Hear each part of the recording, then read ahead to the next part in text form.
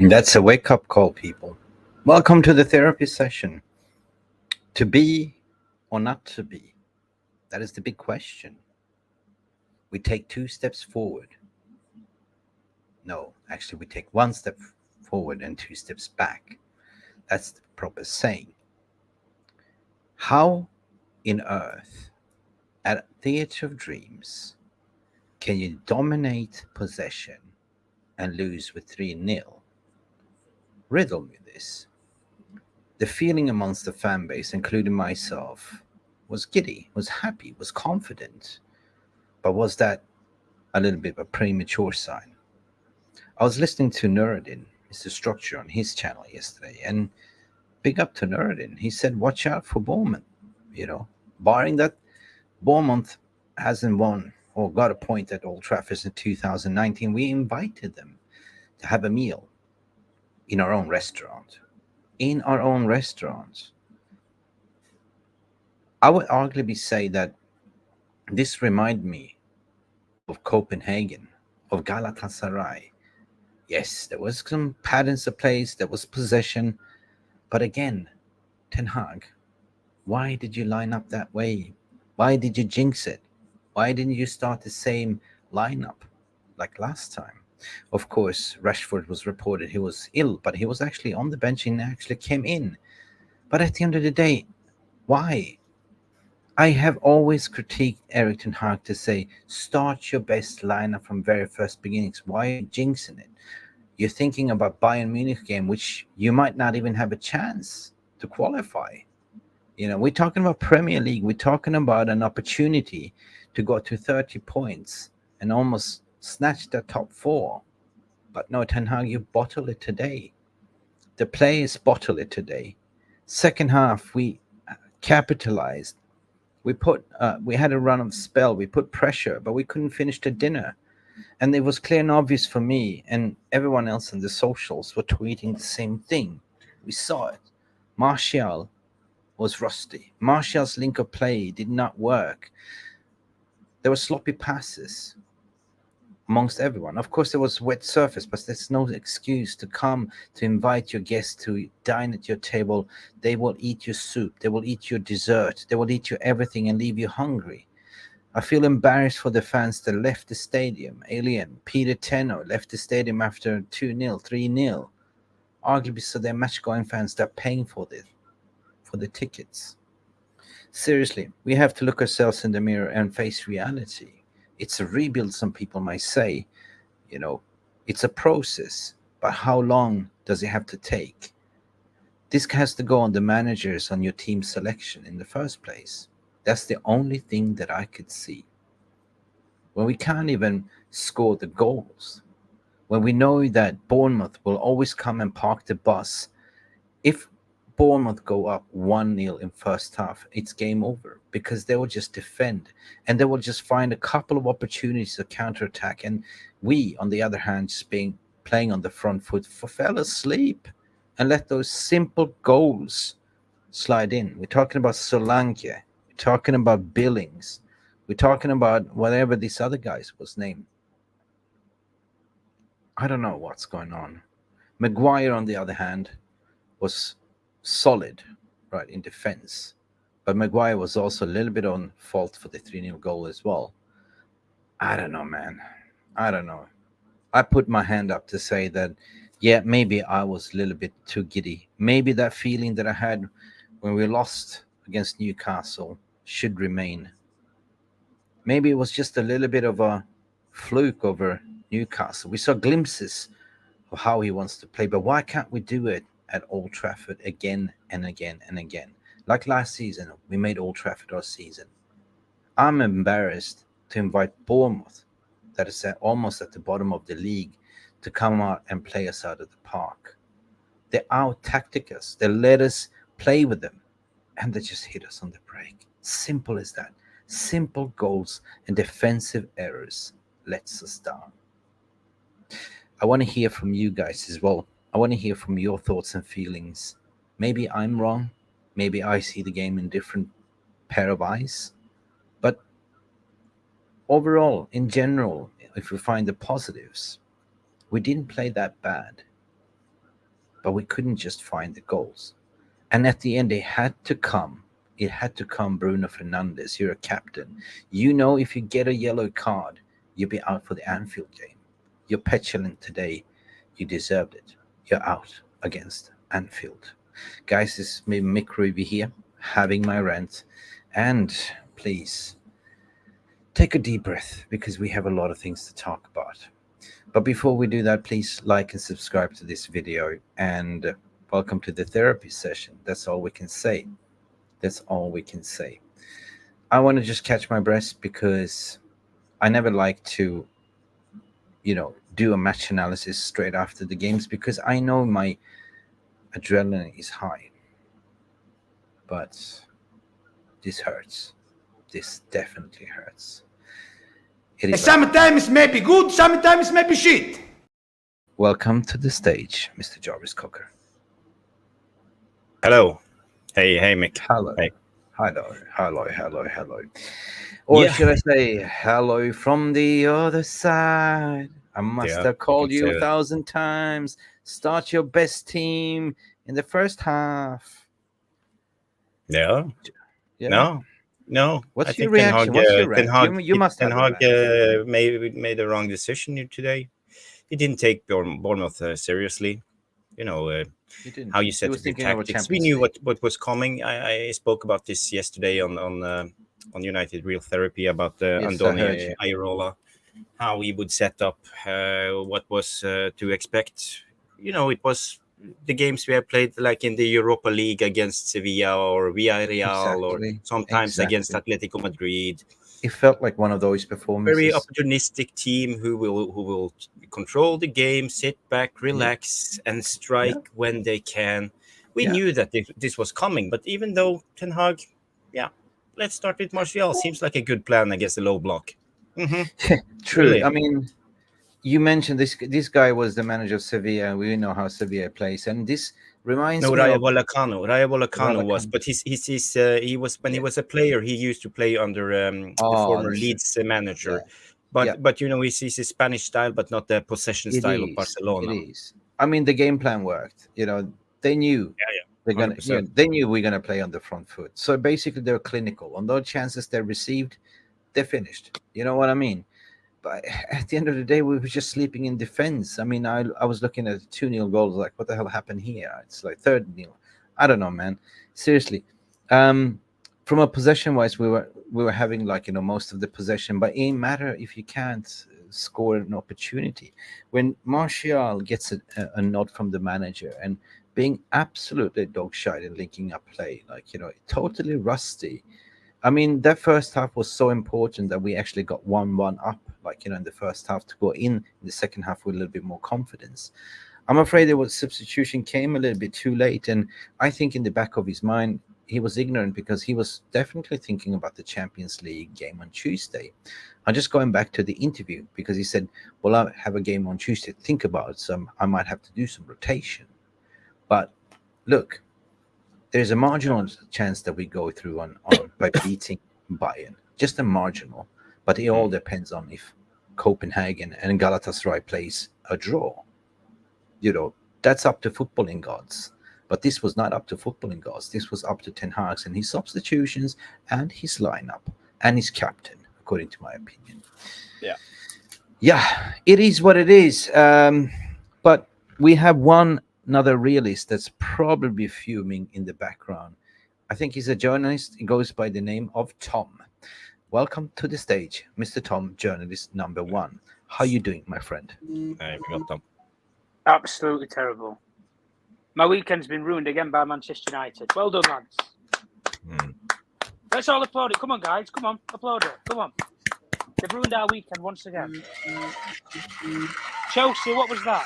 What was the Chelsea game now? It means nothing. Zilch. Nothing. Yep. Gone. Yep. Are you ready for it? This is the farcical weekend that it's going to be. Comedy FC.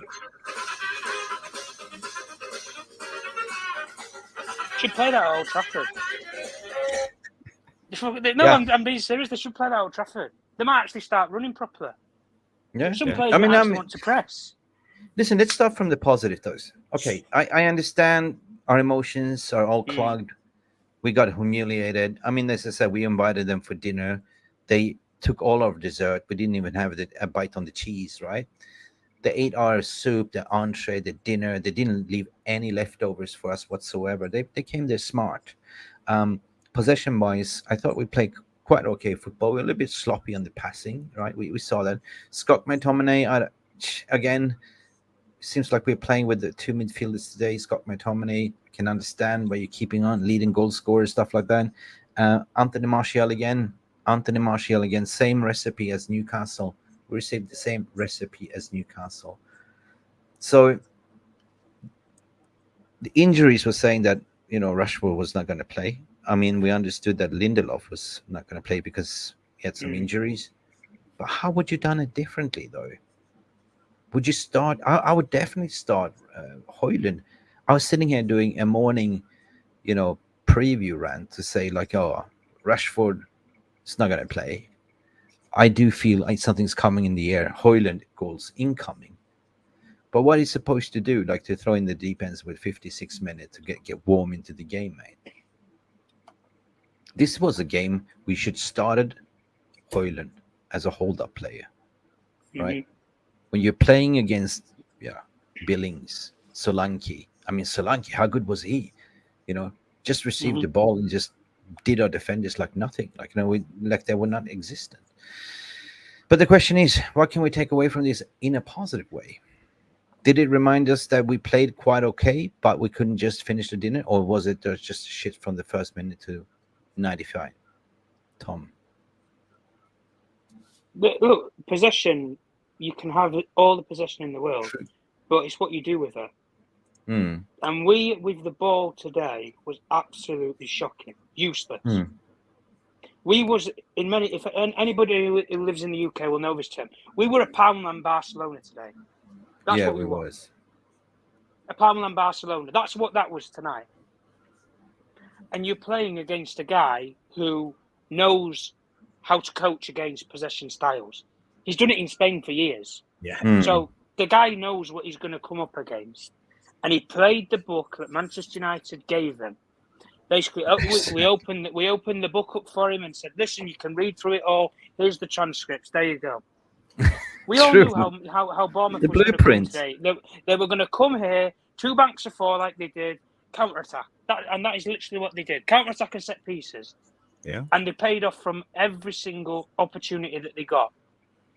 And at the end of the day, if you want to take some positives, okay, Maguire, solid. I'll agree with that. Maguire, solid again, I think. 100% maybe susceptible to the third goal, maybe. Some people might argue. But I think really, maybe him, Amrabat, I think did okay, but he was left on his own. Like what you said, we played with 2 midfielders. Scott McTominay, nowhere to be seen. Unless he scores a goal, he's nowhere to be seen, guys. It's as simple as that. You might as well drop him off in Scotland. No, I thought Amrabat had a very fantastic game. As you say, he was left alone in the midfield and he was conducting himself what he was supposed to do. I mean, I'm just baffled why they sub everyone game after game. Scott McTominay never gets subbed out. I just don't understand. Because he's got the goal threat, Mick. That's why. Is that it? Because he'll get him out of jail. That's what this manager thinks. Brentford, if he didn't score the 2 goals there, he doesn't win that game. The game against Chelsea doesn't score those 2 games. Do we score in that game? Probably not. No. Yeah. This game, we don't score. But at the end of the day, from a team collective, we had the ball. We was in the final third, but the quality and the connections that we saw against Chelsea went out of the window completely. That brilliant performance that we saw on Wednesday, gone. I don't want to hear. We can't even speak about it now. Because the same habits have come back this season. Can't finish off the dinner. And even when you get into those opportunities, there's just players who lack the commitment. Forget the confidence argument now. Let's talk about commitment. Anthony Martial, he did not want to play today. He didn't. He did not want to play. I don't care what anybody said. He did not want to play. The minute that the amount of balls that Reguilon put in the box for him, and I just saw the Statue of Liberty in the box. Statue of Liberty. That is literally what he was today. He might as well have just been a statue.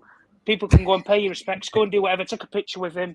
He was literally just stand still. That's it. Yeah. There's no arguments. pressing from the front, guys. I didn't really see a lot of that today. I didn't. No. Apart from Garnacho and Anthony from the width today, I thought they did it quite well. Okay. They did. And listen, when things aren't going well for you, those two were trying to make things happen. They did. That's the minimum that I can expect. If it's not working as a team, stand up, have some accountability, guys. Do something for yourselves. Anthony, again today, I thought he had a decent game. But this is what I'm talking about. He did have a fantastic game. He didn't have a fantastic game. He was decent, though. Okay. Yeah. But the problem that we're having in the final third as an attacking outlet, we're just not there. The thing is... No, we're not there. Jarvis, I want to mention something to you, and I want you to elaborate, because for over the past 3 years, at least, United, they don't do cutback passes into. There's nobody in the box, and you have Højlund there as well. I mean, if you look at how City's playing, all the goals comes when they cut back in and somebody is at the 6-yard box and somewhere inside. There was nobody there, knock, but nobody there, right? Reguilón tried. I mean, God, I like Reguilón, the style of his play, to be honest. But at the end of the day, we didn't have enough goal threat opportunities. Even if we had possession, they just knew how to defend it. We played straight into the manager's tactics because they were fucking good to defending, right? Yeah. Mm-hmm. Even if we tried. But in those kind of games, when you play, you should play wide and just cut it in, and you should flood the box and just pepper them. Movement. That's how you confuse teams. Yeah. Movements. Yeah, you're right. You're right. It's about movement. Yeah. But the movement with my... just get your question and I will say. Yeah. Sorry, so I just want to come to my point. So when we came out in the second half, we had pressure on them. Like we were looking to kill. We were looking to go for 1-1, right? So we had constant pressure, but it was no threat there, right? And then he ended up with Bruno. He sprayed it out. So there was opportunity gone. But what would you do differently in that situation? Like move it around, pass it around, find angles, link up play. I don't know, because it was one of those days where you just kind of knew that, hey, they got 1-0 up. They're just going to park the bus, and I'm sure they're going to get a 2-0 on the counter-attack. And that was kind of written in the stars, Jarvis. But what should have we done there in that situation when we started to apply pressure? Should we just kept the ball, pressurize them, move everyone up, float around, move around? Maguire was trying to do overlaps this one. Yeah. Well, in a way, Tom says it all is just movement, but it's more complicated than that. You need to have tempo, you need to have precision in your passes, and you have to have what I call not just movement, but opposite movement. For example, if Martial drops down, you need someone to fill his hole. So there's always opposite movement, and today we are way too easy to defend against. For Bournemouth to just sit back and relax and defend in a compact, deep defensive four, and they have support by their wingers and two DMs in front of them.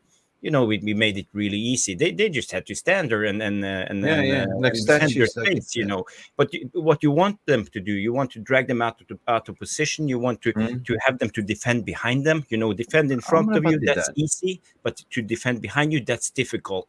But they were just like pushing up every time, and players like Martial, we know what Martial can do, but we also know what he can't do. And today was a good example, and for Ten Hag to let him play so many minutes, that's a crime. It's criminal from Ten Hag. As a manager, you should at least sub them off at halftime and said, okay, enough is enough. Sit down. Why do you think he played him though? Is it just to rest Højlund against Copenhagen? Or I don't know. Bayern? He played players to win the game, and that should be his objective, to win the game. And if Martial is not doing it, even though we're discussing Højlund, guys, it baffles me that you have Varane on the bench and you didn't even bring him on. He wasn't even one of the subs. Put your differences aside with all of these players. Maybe by the Sancho situation, because that was a lot more public. But just fresh start now. Because if he doesn't want to make it a fresh start, honestly, you might as well get rid of the guy because he'll go out to Liverpool. Varane's injured again, apparently. He's injured again. He'll be out of the Champions League when we play Bayern, and then he'll lose to Liverpool at the next weekend. He won't be here, guys. Ten Hag is not here anymore. Then. He will not be here. As much as anybody will want to defend him and say, let's stick with the guy, let's keep the ship going. The ship's already sinking, mate. It's sinking. And the cannon's going to come firing at us with Liverpool next weekend. Bayern just lost 5-1 today. And then, do you really think they're going to come to Old Trafford and want to play crap? Well, not a chance in hell. No. Okay. Listen, guys, welcome to the therapy session. Everyone that's tuning in, big up to all of you. Everyone that's suffering, everyone that went to the match. I feel so sorry for you for paying to see that shit, to be honest. Mark Davis is seeing it. I can see you. You say, hey, guys, there was a shocking performance today for United, getting beat by Bournemouth at Old Trafford. It's time for Ten Hag to go now. I don't know. It's too early for me to say that. I'm a Ten Hag doubt because I want to apply pressure. Tactically, yellow from Bruno, still minded about this 7-0. We are going to Anfield without Bruno. Maybe that's a good thing. Maybe it gets an opportunity to play other formations. I don't know. I didn't like Bruno today, to be honest. We got three goal difference again. This tells us from this season we have been super lucky against poor teams. Yeah, I mean that's what we say. One step forward, 2 steps back. Lillis is pissed off. We're gonna lose, he says typically. Yeah, I mean I don't care if we win or lose against Bayern because for me we didn't even deserve to go through that because we've been so shit in Champions League anyway. So yeah. That's just my opinion, though. Martial was no less sloppy than Højlund. We deserve better. Well, how much did Martial play and how many minutes did actually Højlund play? Højlund just came in, warm, cold body, cold temperature. And, at least provided he showed he can hold up the play and link up play. He's dragging people left, right, center. Mm-hmm. But what should he do? We didn't even serve his dinner. We didn't even serve his plate. Flex, big up to you. Bruno internationally avoiding Liverpool. Is that so? It's he's like, oh, I'm not going to play Liverpool. Rad Jones, big up to you for coming in. Maino cannot get into the midfield. Seriously, Ten Hag out. This guy is clueless. A lot of people are angry. I can understand you guys. Neil Driscoll, come on, Mick. Yes, what you say, Neil Driscoll? No positive after this game. Yeah, Neil, the way my mind works is there's no point of being negative. There's no point of crying over spilled milk. That's my motto, right? I always try to find some positive angles out of a situation. Although, the scoreline shocks you. This says 3-0. But at the end of the day, what I look at, did we play good football? Yes, we did play moments of good football. Moments of good football. Moments. No. But it was the wrong unbalanced formation, and that goes on Ten Hag. MVP game skills, so many players need to go. Years of average players, nothing to do with mentality. I agree, guys. We are so behind, and to do another rebuild, we need a new squad, right? We need to do like a Chelsea did. Just go out by 11 players. I've said this, mate. Turn the club upside down. Get rid of the directors. Get new owners in, directors, squad, coach, everything. Start from scratch. If you're going to change one thing, you might as well change a lot of it because nothing's worked. Yep. I'm afraid Klopp will sack another manager. Oh, but I don't know. It's like every second game United, Listen, this is going to be a good game that's coming out now. We're looking at Arsenal, Aston Villa as well, guys, as we go. Anthony has to go. Big up Rebe Bakir. I can see you. Simon Davis, what you're saying here. I didn't see that coming. We went 2-2 before kickoff. Yep. Mohammed Saki, what you're saying. Back the manager next season. Can sack Ten Hag. Yeah. I don't know. Chuckle Brothers. Yeah, big up to you guys. Please don't forget to like and subscribe. And I'm equally disappointed as you guys. I cannot lie. Anyway, guys, I said my rant in the beginning. It's I put this on the manager, to be honest. I do. Right. And the reason why I always said, I'm Ten Hag in, but I'm leaning towards the doubt because I want him to put the strongest 11. I can understand his stubbornness. I can. I can understand that. Yeah, I might want to rotate a little bit for Champions League, but we have a marginal chance in the Champions League, and we have a golden opportunity to get 3 points to catch up on top four. And you go here and bottle it, right? So you got to prioritize, right? We're Manchester United. We should go in with the strongest team in every game. These players getting paid billions, and as a squad, like that's the job, to go and play football, right? Yeah, for me, this result, it was 3-0, but we could have lost 5-0 or 6-0. We could have, because, they had 2 goals disallowed. They had the shots in the post and big chances after big chances. So, it could have easily ended 5-0, in my opinion. It feels like when we lost against Watford away, I think we lost 4-1. I think it was one of the last games. Scoreline flattered us. Yeah. And it feels like that. And for me, I think let's talk about Ten Hag. He's a manager. He has a vision. He has a tactic. He has no experience in the Premier League. It shows. His in-game management is dreadful. Every time he tries to mix it up, he actually doesn't mix anything up. He just how long time do you need to learn with the other, because he doesn't have the ability to change up the game, and this is what you have to do, because you in the Premier League you will meet the best managers in the world. Today he was up against Andoni Iraola, extremely good manager. Next time he's up against De Zerbi or Klopp or Pep or whoever, and a big part of the game is the manager's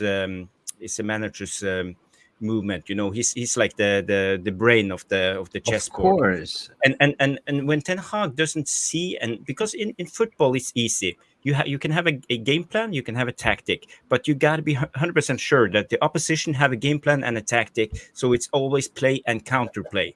So if your play doesn't work and the opposition's counter play does work, you have to figure out how to maneuver around it and find another way. Ten Hag doesn't seem to have this in his managerial style. His in-game management doesn't work at all. Then it comes down to that he underestimated what Flex Felix is saying here as well, and that is an error from his side. But you've been here 18 months in Premier League. Surely you have experience. Surely you met all these managers and teams by now, and then you can look at other managers just come in and just boss it from day one and understand. So that doesn't mean that he's a slow learner, or is it just sticking to his principles, like doing the same thing over and over again, expecting different results. Yeah, but that's the problem, Mick. That's the problem. Yeah. Because he needs to change it up. Sometimes he needs to change it up, and now everything goes downhill. We are losing games, game after game, and even the games we are winning we are playing bad. That's the problem, and we are overperforming in points and goals. We are overperforming, and even though we are placed sixth. And we are it's soon Christmas, and we are sixth in the table, and we are overperforming. It says a lot about what Ten Hag is doing. I know it's on the players. I'm not singling out Ten Hag. No, but it's also the players. It's the usual suspects. They have been here since the beginning of Dawn. We have Fernandes, we have McTominay, Dalot, Maguire, Shaw. It's the same as I call the usual suspects. Every time the going gets tough, they hide. And today you can especially see it. We have a joke of a captain, Bruno Fernandes. Every time the going gets tough, he loses his head, he loses his focus, he starts waving his arms and let his mouth run. Okay, so what does it say for the rest of the goal? I sent you these pictures this morning, and I was going to question mark what the hell happened here in November. Harry Maguire, Player of the Month. Ten Hag, Manager of the Month. Garnacho, Goal of the Month. That was a treble. Like, what the hell? I don't give a shit about that, to be honest. I care about winning games. That's what I do. What I don't mind us going and losing 3-0 away, but at Old Trafford, that's a big no-no, man. Seriously. That's a big no-no. Shocking. I feel so sorry for all the people that went there. It was pissing down rain. Jesus Christ. I mean, it's the hope to kill you, but at the end of the day, how much time do you need to sort of adapt to the game, man? At the end of the day, you die by this sword, you fall by this sword. Play your strongest team in every freaking game. And big up for you have a super chat here, Jarvis. So you have your toot. Well, I don't think it's a time to celebrate anything. But I'm very happy for the super chat. Thank you. The only thing I'm focusing on is the takeover, is what Jonathan, and that is absolutely correct. I think that it's needed to be taking place because we are being overtaken by every single mid-table club right now. They have a proper structure. They have a sporting vision. We are still run like it's 1988, man. Seriously. Yeah. We need takeover, Tom. But I don't think it's going to happen before New Year's anyway. No, we definitely won't because they've got to pass the Premier League anyway. So they've fucked it. January, you're lucky to get in January. Pardon my language, but you're lucky to get in January if they're even going to have any influence on that. I hate to be the. I told you guys, so ain't that advanced as what you think it is, right? You know, don't kid me not. You know, he got the foot through the door just by presenting that bid to buy himself a time, but then still all the bids has to be evaluated. Everything has to go to the Premier League as well, and Premier League Fitness and Prudence is going to ask the question, how are you going to fund the rest of it? Because A, you cannot take any more debts to buy clubs anymore, and B, you also have to go to New York Stock Exchange also. So we are not that far as some journalists are saying, right? And that this is what I've been trying to say, because I'm trying to, you know, protect our fan base, you know, mental health, because they are playing with us. They don't give a shit about you. They just want to sell clicks and engagement. And the club also sort of thrives on the engagement as well on the socials, right? Because that's the way the club is. It's rotten from the top to core. They don't give a shit about us. If they did, they would have invested properly, like from 10 years ago, right? We haven't won anything, and we don't deserve to be in Champions League either. That's my opinion. Yeah. Anyway, guys, welcome to the therapy. Should we just talk about things that happen in the game? I have some things we need to address. Come on. Let's the captain, for example. If he doesn't perform and loses his head, how can we expect the other players to step up their game? You know, when the captain is running around like a headless chicken, waving his arms. How can we? It's impossible. Another thing is, you know, we heard rumors about Ten Hag losing the dressing room. I in a way can see it from a professional footballer's standpoint. You know, if you are asked to do a job that you know are wrong, you're not doing it right. For example, if Amrabat is playing defensive midfielder and he knows that Ten Hag tells McTominay and Bruno to run around like tens and leave him alone, how can Amrabat support Ten Hag and his decisions as a professional footballer? That's just a question I'm asking. So if this shambles is going on with the team selections and how we set up our game, how is it Ten Hag expecting the players to back his plan game after game? He will eventually lose the dressing room because of this. I think he already has, to be honest. I honestly, I think not as much as he's maybe lost the dressing room, but they've lost interest in his ideas and the way that he wants to play. I think so, yeah. Absolutely, because if they wanted to play that way, guys, the one thing that we say with the way that we played against Chelsea was there was movement. Today there was no movement. It doesn't. You don't have to bust the gut to move your body or create an angle shape. Listen, if you don't even have to necessarily move your feet, if you just turn. The one thing that Solanke did more than Martial did was Martial, even though it was a physical battle, Solanke was in a physical battle, but whenever he got the ball to feed, all they did was turn the ball and run with it. True. You could never see Anthony Martial would never do that. He's not done that ever since that probably Liverpool goal 6-7 years ago. Gets the ball, turns and runs at people. You're never going to see that with this guy. I'm sorry, you're not. All it is just a little bit of link-up play and a little bit of flair, and everybody gets That's up. all about it. And even the link-up play didn't even work.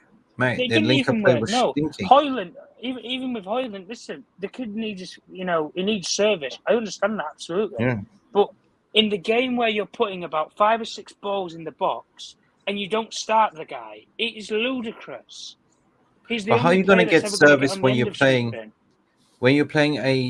a Scott McSideways that he has no technical ability? He doesn't have any creative. This is what I mean, players. though. But if you're going to put bodies in the box, and this Oh, thing Villa with the one up right now. Whoa.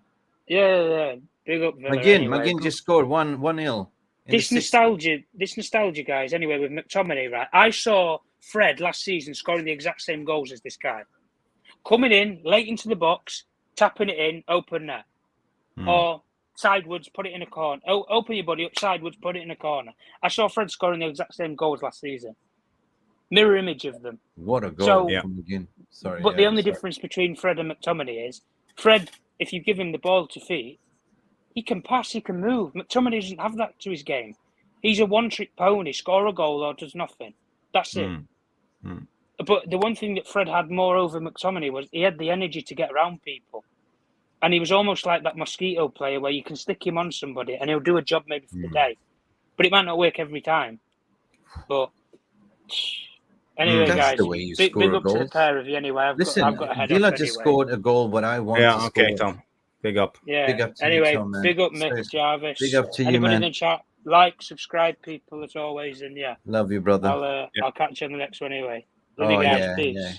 Listen, Jarvis, Villa just scored a goal, what I've been describing that we don't do. That's a beautiful cutback, and John McGinn just scores it like in the middle of the box. I believe that I have a sneaky feeling that Villa is going to do some madness this season. They've been coming from in the middle of nowhere. They have a good manager.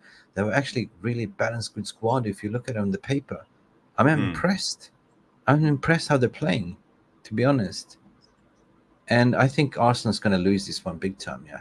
So big up Tom journalist as well. I mean, this is going to be a short and sweet. There's nothing more to say other than, hey, we lost. Hey, we got too excited.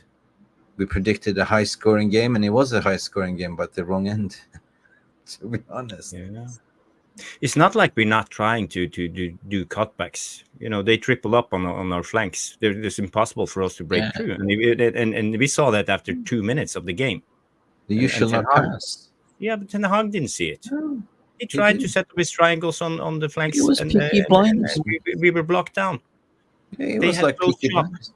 There was nothing for us to do, and then basically the game was over for us in the tactical setup because we didn't have anything else, nothing else up our sleeve. So yeah, we played into Bournemouth hands. Okay, well, bottle jobs is bottle jobs. I don't know what to say. Spineless. It's like I still love the team. I still love this club, but he hurt. I mean, I cannot take this up and down, yo-yo thing, right? And I agree with Jonathan Liljenberg's super chat is the only thing that we have to make sure is a takeover, right? And the thing is that it ain't gonna happen over the new year. Like I say, ain't gonna happen. I'm saying it ain't gonna happen. You know what I mean? It's just the media, fooling you guys. So don't let them believe you, because from a business standpoint, it doesn't work like this. But from a footballing sense, you disappointed the fans again, the match-going fans and the worldwide fans that stayed up late at night, like myself as well, to watch this crap. Right? Yeah. Honest question, Mick. Honest question. How long do you think Ten Hag will stay in his job if this continues? They will not fire him. They will not fire him. They are too busy with the takeover. He will stay whatever the results? He will stay to the summer, for sure. For sure. He will. Because the club is in a takeover. They have other shit to take care of. They don't care, really. They don't, really, right? Because if Glazers are selling, all the Glazers caring of getting into top 4. Right now, they're just caring about selling the vehicle to the right price. And that's the thing, right? In the summer window, they didn't even back the manager because they were stingy. They just basically took like this and took a credit card loan or Santander. Like, here's 150 to spend 120, and that's it. Deal with it. So they're not going to invest anything more into it. You know what I mean? So if they're going to sack the manager, then who is available? Nagelsmann, another. Yeah, but that's the next part of the question. But for me, I think how much do Ten Hag have before the knives are out? Because I feel the knives are already out. When it comes to Ten Hag. If you lose against Bayern, against Liverpool, will he live will he stay alive for next week? Well, I think he's trying to save himself. I think he's trying to control this by banning certain journalists to come into the press conference. He's taking control, but he's definitely has some fallouts with some key players. You can see with Varane and everything else. There's got to be something in it. So fair enough. Like he's trusting players that he thinks can deliver for them, but they will backstab him as well. That's the thing, right? They will do anything in training to get picked, but as soon as they're on the pick, they let the manager down, right? And I'm disappointed with Bruno Fernandes because he could have got out of jail today by just keeping his mouth shut. But no, he had to yap at the manager. You saw the referee, because you saw the level of yellow cards the referee was giving for petulance and mouth gabbing. So he had just had to do it, right? That's the thing. He couldn't shut up.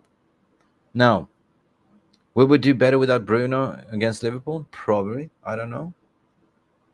But will Ten Hag lose his job? I don't think he will, because the club is not competent as of yet. We have an interim CEO. We have a director of football that is on his way out. So it doesn't really make sense, man. It will be a more mess. It will be more mess if you let him go right now. I think I agree with you, Mick. And another aspect is I don't think they want to pay out Ten Hag if they I don't think they have the money even, because I think we are actually broke. We are broke. I don't think we have any money, and we don't have any credit card. We don't have any. Nothing to go in January.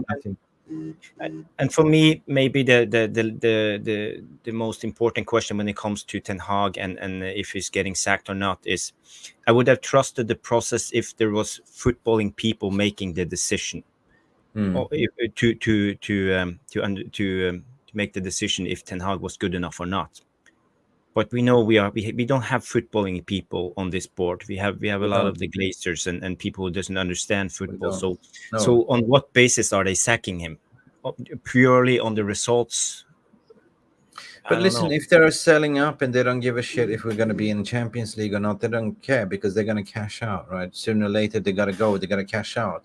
So, I mean, they're not going to sack Rashford on 375 a week. They're not going to sack any player that has high wages, that has 4 years left on his contract, because that's assets to the club, right? And a manager, you have to pay out 25 quid, but they're so stingy they won't do that.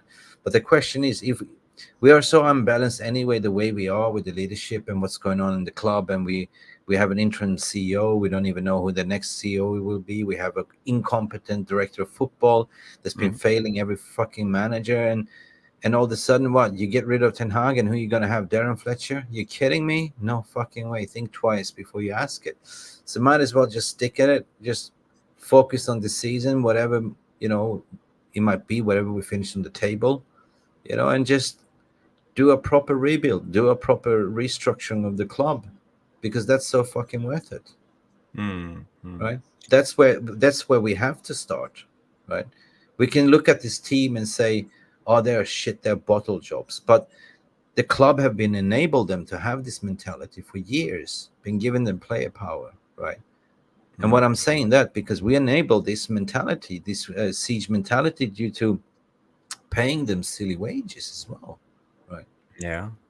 If you look at what City are playing there, is Rodri getting banger bucks? Is Haaland getting 375 a week? I think he's on more actually, but yeah. But on what merit? On what merit are you worth 375 a week? On what merit? Yeah, it's a joke. It's a joke. Our structure in wages is a joke. We know that. But for me, in a way, it feels like Ten Hag has given up. You saw him today, standing there in the rain with his big coat, chewing his chewing gum. He just looked like he wanted to dig a big hole in the ground. They don't listen to him then.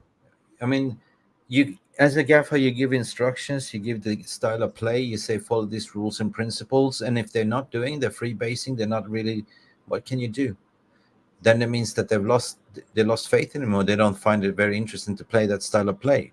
Under Ole, it was more of a jamboree camp, like, because he there was no control. They would do whatever. You just go and express yourself, right? Mm-hmm. Like that Madonna song. But anyway, we still have to lick our wounds, Jarvis. We still have a lick our wounds, and I'm sorry they ruined our weekend, but I'm getting immune to it, right? Knowing Tuesday is coming around, it's going to hurt for a couple of days, but as soon as Tuesday comes, we're going to be here giddy again and go, come on, we're going to beat Bayern, we're going to beat Bayern. But I'm just thinking we have a marginal chance, and even if we qualify, we will get knocked out anyway. Yeah, that's true. That's true. Yeah. It's what I'm saying, like Swedish national team. They just get so excited to qualify to the World Cup. Yeah, one thing is to qualify to the World Cup, but what about competing in the World Cup? It's true. But in a way, I see us now. We are starting to believe the hype. Player of the month, manager of the month, goal of the month. We are 3 points behind City. Blah blah blah blah. No. Where's the realism? Realism hit me by surprise after Newcastle, and that's why I say I'm going to put a doubt status, because from now on I'm putting pressure on scrutinizing every single performance and every single selection that the manager does, because as a Manchester United fan, we always had high standards. I'm not going to lower down my standards. No. I want us to win 3 games, 3 points. I want to see us play good football, but I want to see us to start the best team, and so far it's just picking.